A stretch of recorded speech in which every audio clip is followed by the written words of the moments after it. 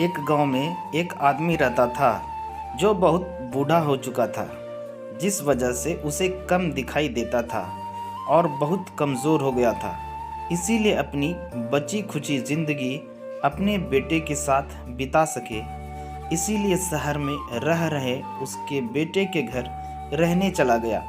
बेटा एक शहर के छोटे मकान में रहता था। मकान तो उसका छोटा था, लेकिन उसके अंदर जो चीज़ें थी वह महंगी थी। उस मकान में बेटा, उसकी पत्नी और उनका एक 5 साल का बच्चा, यह छोटा सा परिवार साथ मिलकर रहता था। बूढ़े पिता के आने से उनके परिवार का एक सदस्य और बढ़ गया। एक दिन बेटे ने कहा कि ऐसा कब तक चलेगा, हमें कुछ करना पड़ेगा। उसकी पत्नी भी इस बात से सहमत हुई। अगले दिन बेटा कहीं से एक पुराना मेज़ लेकर के आया और घर के एक कोने में उसे लगा दिया और अपने पिताजी से कहा कि आप यहीं पर बैठकर खाना खा लीजिएगा। उन्होंने एक लकड़ी का बर्तन भी बनवाया जिसमें वे अपने बूढ़े बाप को खाना देने लगे। अपने कांच के कीमती बर्तन को बचाने के लिए अपने बूढ़े बाप को लकड़ी का बर्तन देने में उन्हें जरा भी शर्म नहीं आई। अब खाने का समय जब होता तो बूढ़ा बाप एक कोने में बैठकर खाता और बाकी का परिवार डाइनिंग टेबल पर खाना खाया करता। डाइनिंग टेबल पर बैठे बैठे दोनों पति पत्नी कभी कभी अपने बूढ़े बाप की तरफ देख लिया करते। बूढ़े बाप की आंखों में उन्हें आंसू भी नजर आते, मगर उन पर जैसे कोई असर ही नहीं होता। बूढ़े का पोता भी यह नज़ारा हमेशा देखता और वह अपने में ही खोया रहता। एक दिन जब पति पत्नी डाइनिंग टेबल पर बैठकर खाना खा रहे थे, तब उनका बच्चा जमीन पर बैठकर कुछ कर रहा था।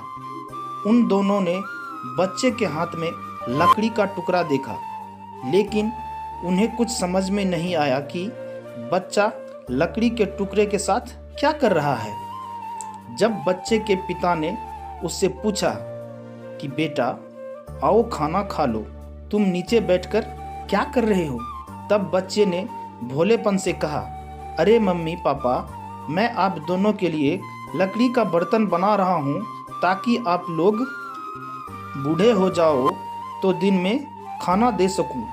अपने नादान बेटे द्वारा दी गई यह सहज बात दोनों के दिल में तीर की तरह उतर गई। दोनों एक दूसरे का चेहरा निहारने लगे। बिना कुछ कहे ही दोनों की आंखों में पानी आ गया और उन्हें अपने भविष्य की किताब अपने आप को सामने खुलती हुई नजर आई। उन्हें समझने में ज़्यादा देर नहीं लगी कि अब उन्हें आगे क्या करना पड़ेगा। अगले दिन कमरे के कोने से वह पुराना मेज हट गया और अब बूढ़ा पिता और बाकी का परिवार साथ में मिलकर खाना खाने लगे। बूढ़े की कमजोरी की वजह से हो रही गलतियां भी अब किसी को नहीं चिढ़ाती थी। दोस्तों, यह कहानी हमें हर वह पत्ता जो आज हरा है वह कल सूखेगा और डाली से नीचे भी गिरेगा। इसीलिए हमें अपने बड़े बूढ़ों का हमेशा ख्याल रखना चाहिए और हमारे माता पिता का। तो दोस्तों, यदि स्टोरी आपको बढ़िया लगी तो प्लीज़ हमारे चैनल को लाइक, शेयर और सब्सक्राइब करें ताकि मैं आपके लिए बढ़िया से बढ़िया स्टोरी ला सकूं। Thank you.